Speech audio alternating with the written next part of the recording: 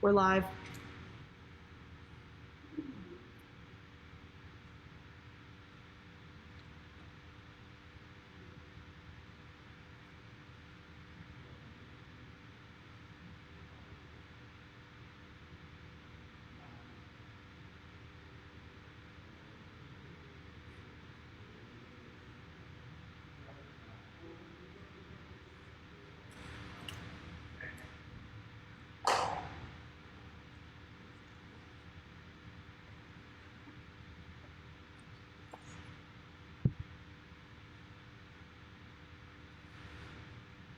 We're live.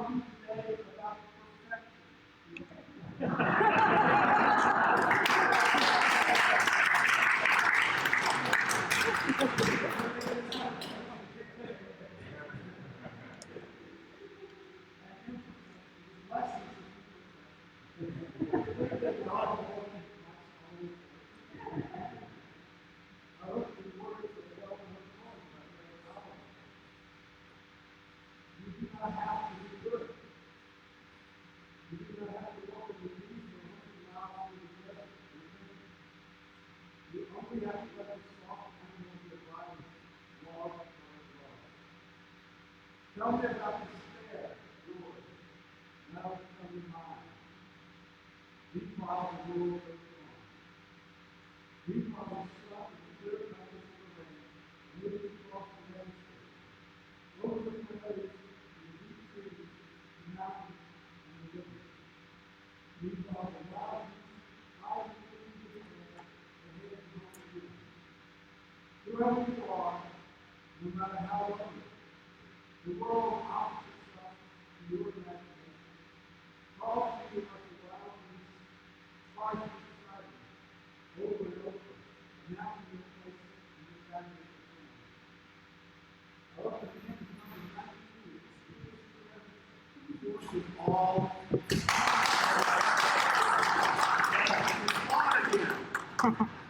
Thank you, and remind you of the protocol. You're welcome to stand as you sing. Please keep your mask on as you sing. Thank you.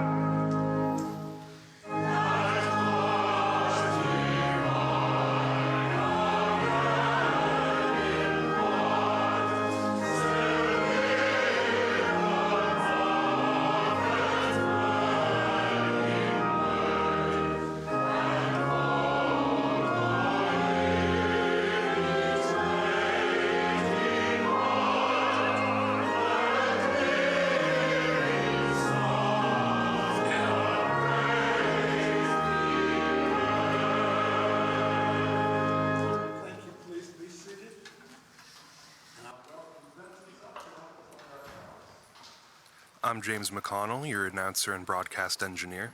The music director at First Church is Gigi Mitchell-Velasco, and the audio-visual technician is Craig Hildreth. The prelude for today was Fuguetta No. 11 in B major by Jay Reinberger, and the organ postlude will be Preambulum in D minor by H. Scheiderman. A city built on a hill cannot be hid. No one after lighting a lamp puts it under the bushel basket, but on the lampstand, and it gives light to all in the house. In the same way, let your light shine before others. Thank you. And I will ask you to rise as you are able for the First Church affirmation. We say it in unison. Love is the spirit of this church, and service is its law. This is our great covenant, to dwell together in peace, to seek the truth in love, and to help one another. Thank you. Please be seated. All right, we had a great weekend 2 weekends ago for our 50th anniversary of being in this incredible building. And now the question is, how do we keep that buzz going? So I would like you to give me some practice buzz now. You can either do this with your tongue, or you can do if you've got, play the trumpet, you can try. Okay, little buzz on 3. 1, 2, 3. Good. Okay. That's so that's how we buzz, and we can buzz on your ideas about buzzing are welcome on the Tuesday at 7 p.m. on Zoom. We'll have a little meeting. Just hop on. The Zoom link will be in your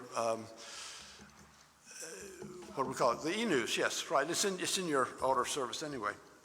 So the other thing is the official part of our living as a congregation is the annual meeting will be Sunday, May 22nd, directly after this service, so 1 week from today. And we have a little bit of change in the order of service. We're going to do the responsive reading now because we have a very special guest, actually a homecoming of an old member, not so old, but an old member. But Fern's son, Harrison, is with us today. And they're going to do the responsive reading between the two of them, and then we will all be able to join in the last bit of the reading, which is the line, let's see, it's number 728, and I think it's blessed are they indeed. Let's try that, rehearse. Blessed are they indeed. You're doing fine, thanks. Okay, so Fern and Harrison.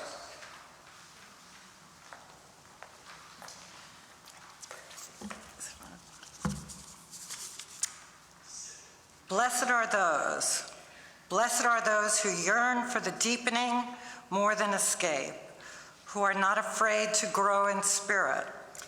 Blessed are those who take seriously the bonds of community, who regularly join in celebration and learning, who come as much to minister as to be ministered unto. Blessed are those who bring their children, who invite their friends to come along, to join in fellowship, service, learning, and growth. Blessed are those who support the church and its work by their regular, sustained, and generous giving, and who give of themselves no less than their money. Blessed are those who know that the church is often imperfect, yet rather than harbor feelings of anger or disappointment, bring their concerns and needs to the attention of the church leaders. Blessed are those who, when asked to serve, do it gladly, who realize that change is brought about through human meeting, who do the work of committees and stay till the end. Blessed are those who speak their mind in meeting, who can take and give criticism, who keep alive their sense of humor. Blessed are those who know that the work of the church is the transformation of society, who have a vision of beloved community transcending the present, and who do not shrink from controversy, sacrifice, or change. Blessed are they indeed. Indeed. Thank you all.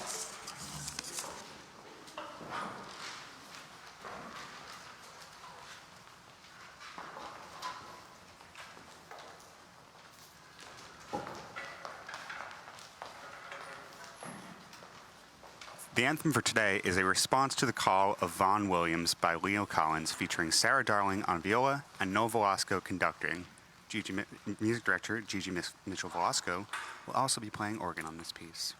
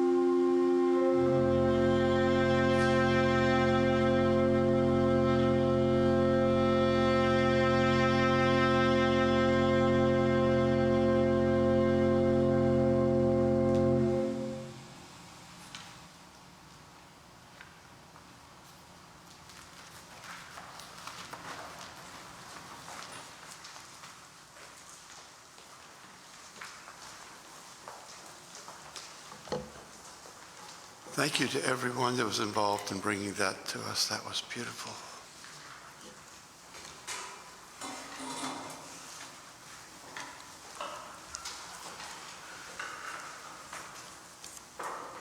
I ask you to sit in your seats for a few moments and feel the peace of this place rest upon you.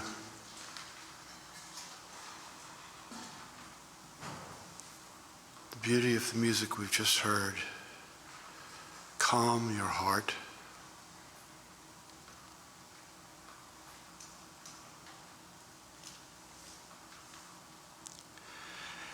Amen. The sermon today will feature a question of perfection and the pursuit of perfection in our lives. And we're going to be talking about the difference between Unitarianism and Universalism. And you may remember that I preached a sermon back in January about the difference between those two in terms of the free will versus determinism axis. So the Universalists basically believed with the Calvinists that everything was predetermined. The Unitarians believed that everything was free will.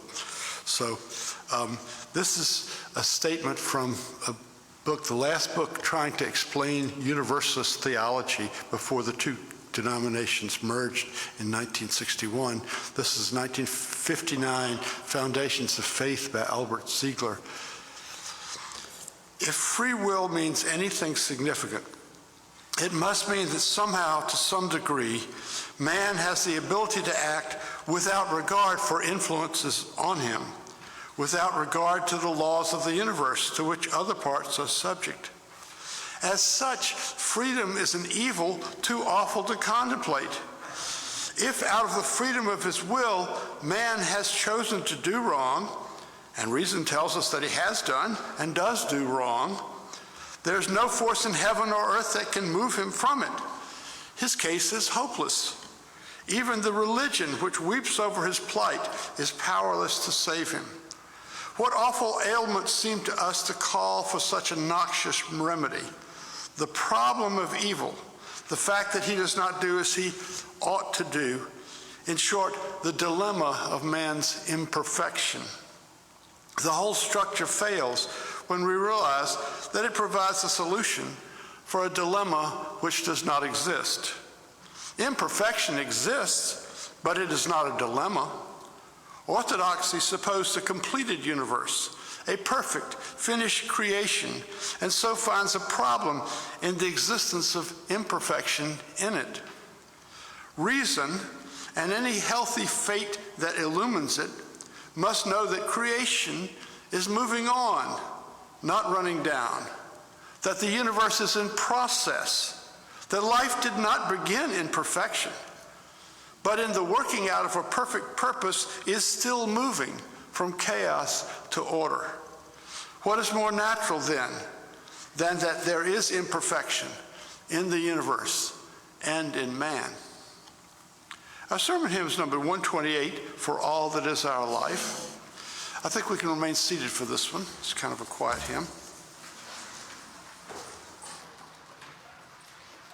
You're listening to the Sunday worship service of First Church in Boston, Unitarian Universalist on WERS.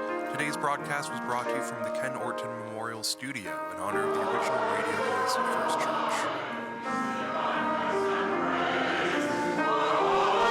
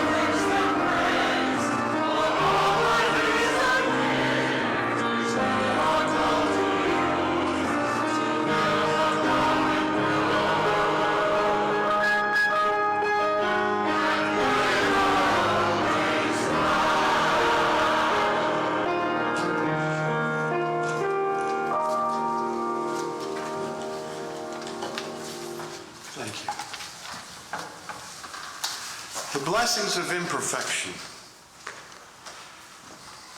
Once upon a time, I set out to write my personal credo, the things I hold most dear, and this maxim was first among them: the perfect is the enemy of the good. I live by this, and I think I will die by it. Jacqueline has heard me say it so many times, I think she's going to start imposing a limit on how many times I can use it as we're discussing the major issues in our marriage, like where to stack the everyday china in the kitchen. I want to talk about this on a personal and a philosophical level this morning, and then to relate it to what we're doing this year in this church. The last church I served as settled minister in Chatham on Cape Cod would not exist without the pioneering work of an extraordinary man named Peter Fleck. Peter was the St. Paul of Unitarian Universalism on Cape Cod. He went about preaching from Provincetown to Falmouth and every place in between, spreading the good news about liberal religion, and he left to posterity several books of his sermons and essays. The title of today's sermon is from one of his, The Blessings of Imperfection. Peter started that sermon on perfection with a story his mother used to tell him about a gnome who lived under a tree. Gnome, you know, one of those little guys. All his life, the gnome wanted a green hunter's bag. He dreamed about it by night and by day. Then one day, he finally got the green hunter's bag as a gift. You would think he would have been ecstatic, but his reaction was, "It's nice, but it's not as green as I imagined it." Peter points out how common this reaction is. Quote, "All of us at times have experienced the sadness or disappointment upon the fulfillment of an ardent wish. The stream was not quite as clear as we had imagined it, the sea not quite as blue, the mountains not quite as overpowering, the woods not quite as dark, our marriage not quite as happy, our children not quite as accomplished," unquote. Perfection would not be such a nasty word if we didn't pursue it, some of us relentlessly. If it just sat there hermetically sealed in its fortress of solitude, we wouldn't have to worry about it. But we take out after it. We have to have it. In our more competitive moods, we measure everything to see if it is up to snuff with our standards of excellence. Are we going out to eat Indian food? We have to research the matter to make sure the restaurant we choose is the best anywhere around, and then we have to make sure we get the best item on the menu. Perish the thought that we could have less than the very best dining experience. Are we buying a dress, making a cake, applying for college, choosing a mate? We don't settle for the merely good. We hold out for the best. It is in our most intimate relationships that the quest for perfection is the most destructive. We know in our minds that there's no such thing as the perfect mom, but that doesn't prevent us from feeling bad because we're not her. Some of us have expected our spouses to be the perfect husband or wife and have engendered a whole lot of unhappiness where if we'd been willing to settle for good, we might have found that our present partner filled that bill handily. Many of us not only seek perfection in the person we choose to marry, but insist on perfection in the wedding itself. This is one of the reasons why weddings are such stressful times. They're so laden with expectations. When Jacqueline and I got married in 2000, it was her first marriage, and while she knew not to expect perfection from me, she was naturally concerned that things should go well. In the month before the ceremony, however, our landlord decided to turn our home lives into chaos by replacing all the windows in the apartment. And I got Bell's palsy, which left me with a drooping mouth. Yet we had a fine wedding, a good one, though far from a perfect one. In the months after our wedding, most of the muscle tone in my face came back, but I've had to live with a smile that's a little lopsided, and I don't like to look at myself in pictures for that reason. Many people don't notice this imperfection in my appearance, but I do. Sometimes it needs to be said, perfection is possible.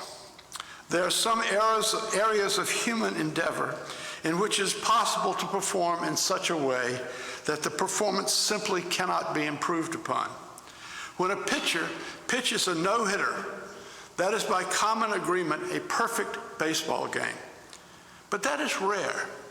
Most often you will find the term perfect applied to something much more fuzzy, like art or the weather.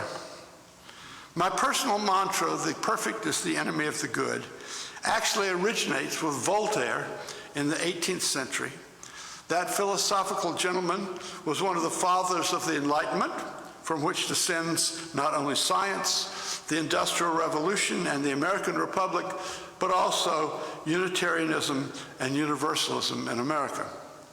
Voltaire rendered it in French as le mieux est l'ennemi du bien, which would literally be translated as the best is the enemy of the good, but I think perfect fits better. What I want to do this morning, however, is not to prove the truth of this maxim, but to explain why it's true. And whenever we ask why, we have a choice of several levels that we can answer. Many of you would think about this question on a practical level, others on an ethical level, and still others on a psychological level. One of the levels on which Peter Fleck approached it was the evolutionary, and I'm always up for an evolutionary explanation. He has this arresting quote at the beginning of his sermon from a book by Lewis Thomas called The Medusa and the Snail. Quote, "We know a lot about DNA, but if our kind of mind had been confronted with the problem of designing a similar replicating molecule, we'd never have succeeded. We would have made one fatal mistake. Our molecule would have been perfect. The capacity to blunder slightly is the real marvel of DNA. Without this special attribute, we would still be anaerobic bacteria, and there would be no music," end quote. You know, amoebas are some of the most common organisms on Earth, and they don't have to worry about finding the perfect mate. When they want another amoeba, they just split. But the amoebas you see today are the same as the amoebas from millions of years ago, because without sexual reproduction, there is no evolution. Imperfection, in other words, is built into our DNA, and it is what has made possible spontaneous variation, which is a key ingredient of Darwinian evolution. If the DNA molecule did not blunder from time to time, if it always made perfect copies, we would all be clones of the early life forms, and we would not have evolved as we did. Thus, imperfection is a key component of the natural world, and it's given us all the riches, physical, mental, cultural, spiritual, that we experience around us, which is why Peter Fleck called it a blessing. But I want to approach the question this morning on a theological level. The basic nub of what I have to say is this: our ideas about perfection spring from deep templates reflecting religious notions of salvation. In particular, we are influenced by the Orthodox Christian notions of original sin, so that when we pursue perfection, we're actually trying to get back to the Garden of Eden. We may not believe any of the theological superstructure, but it is deeply ingrained in us because of our upbringing in Western culture. Now, the Garden of Eden story is in Genesis, in the Hebrew Bible. But the doctrine of original sin, which was based on that story, is a purely Christian invention. The Jews don't have anything like it.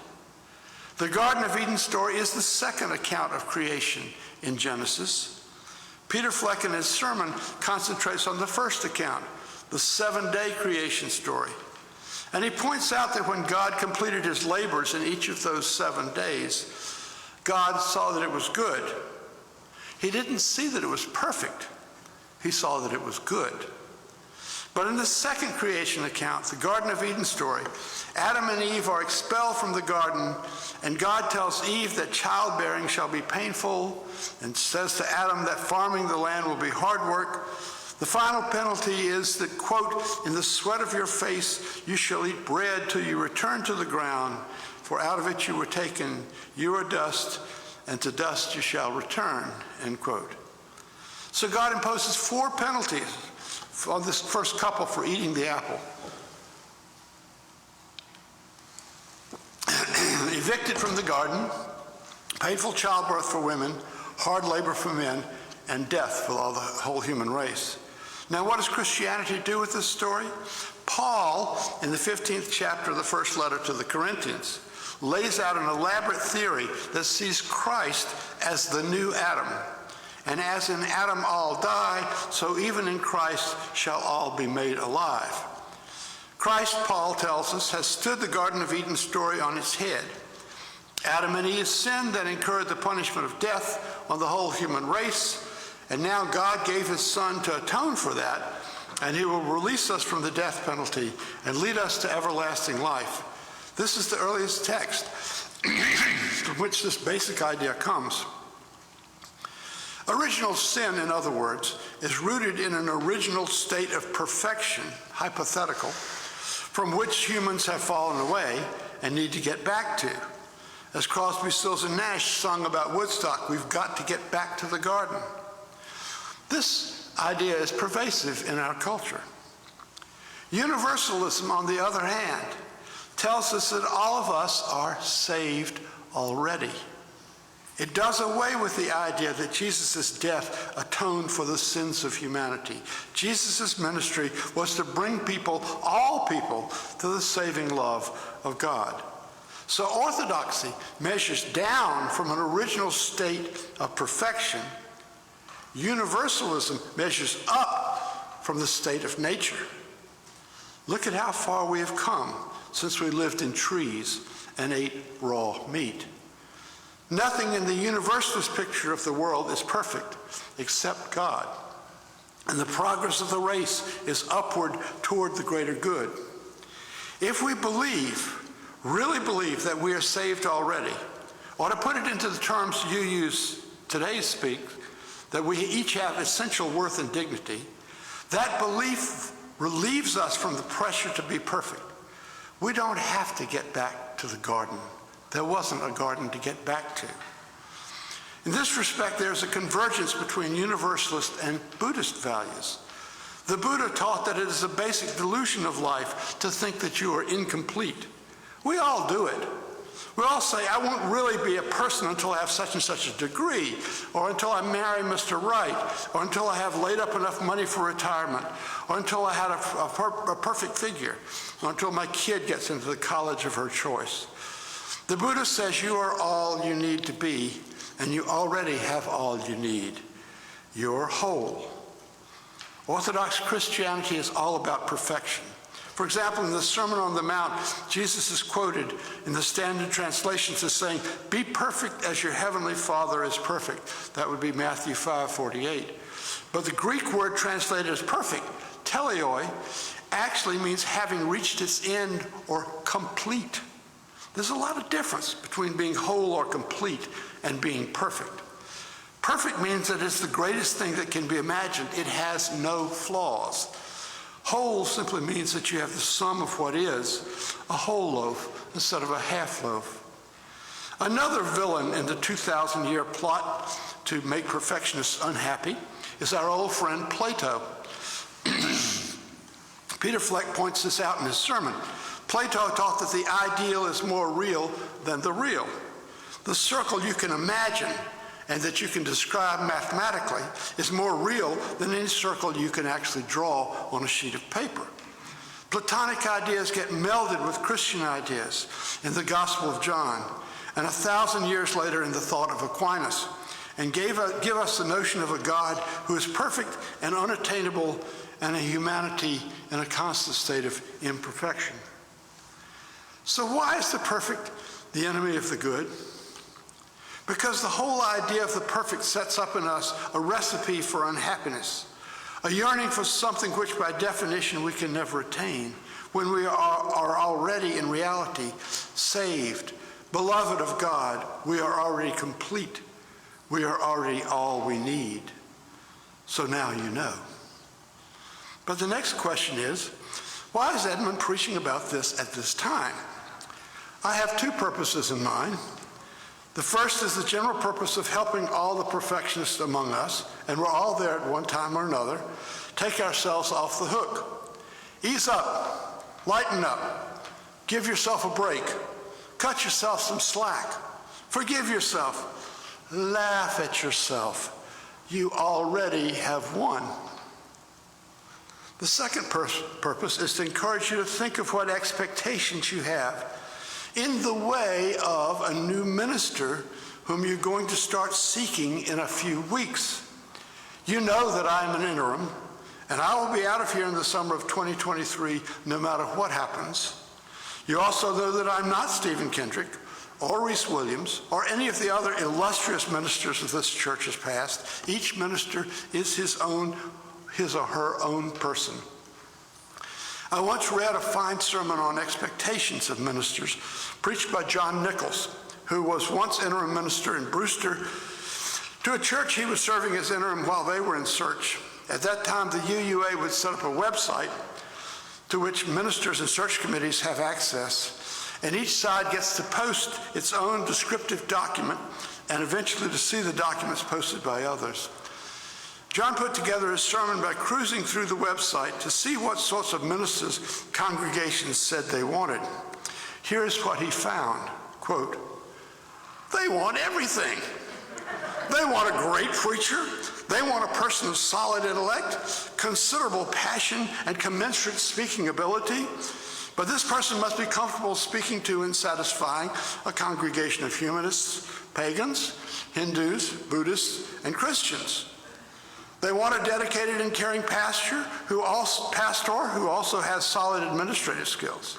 They want a spiritual guide who will also understand fundraising and help them raise their annual budget, but not by leaning too hard on people who are sensitive about money. They want a team builder who will be able to resolve staff conflicts by getting every staff member to agree and get along nearly all of the time. They want a harmonizer, a builder of community who is still able to lead in those new directions that will grow the church, but not at the expense of any current member who need a great deal of the minister's personal attention. They want a social activist who can represent the congregation to the community, but only on those issues around which everyone in the congregation agrees. They want someone who absolutely adores little children and teenagers and retired folks," end quote. Well, it is a characteristic of religious liberals that we want it all. When confronted by an either-or, we instinctively try to convert it into a both-and.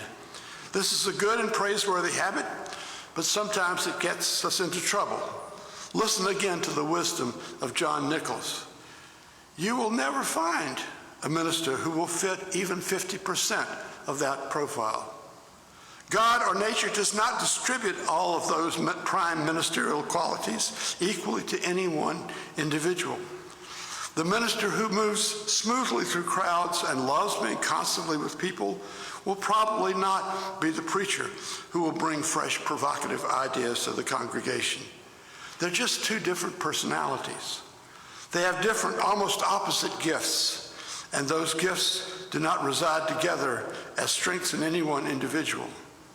The idea of a complete ministerial package is an illusion. Everything we know about the development of personality reflects that having some qualities as strengths precludes having other qualities as strengths. Good ministers learn to maximize what they do well, compensate for what they do not do as well, and the congregation learns to fill in where the minister alone cannot meet every conceivable need. That's why good ministers are successful. They have the help of the congregation, unquote. The bad news is you can't get back to the Garden of Eden because there is no such place. We did not start from a state of perfection, however much your Catholic or Lutheran or Episcopal childhood priest may have tried to convince you. You are not fallen. You are everything you need to be. As a church, you are small, but you are vital and abuzz with enthusiasm. No ministerial candidate will be perfect. Here's a thought I will leave you with. Maybe God herself is not perfect. Maybe she's evolving along with the rest of us. Try that one on for size. My friends, each of us has much goodness, and we have room to grow in that goodness. We don't need to worry about perfection. Amen. Now let us take the offering for the benefit of this place.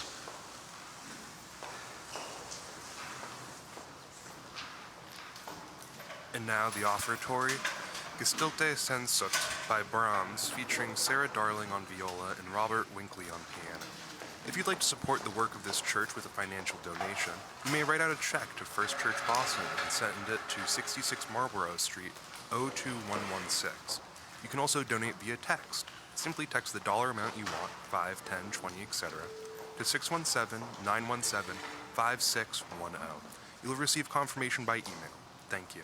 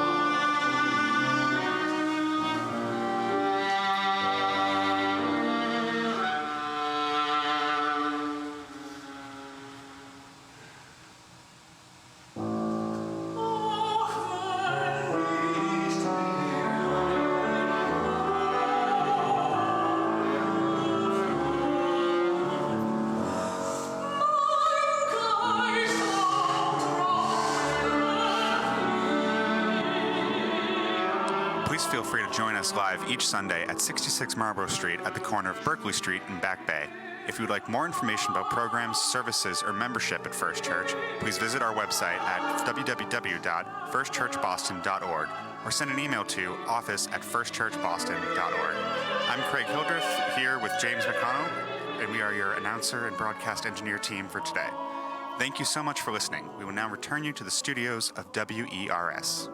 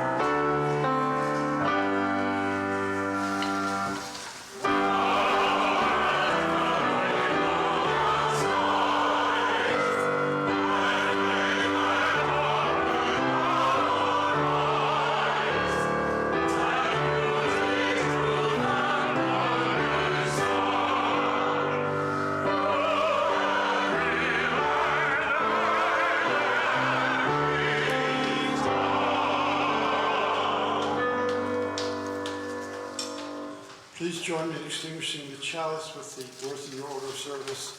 We extinguish this flame, but not the light of truth, the warmth of community, or the fire of commitment. These we carry in our hearts until we are together again. And now the most popular song by a Unitarian in the world outside Unitarian Universalism. Number 87, Nearer My God to Thee, of course, sung on the Titanic and other places since then.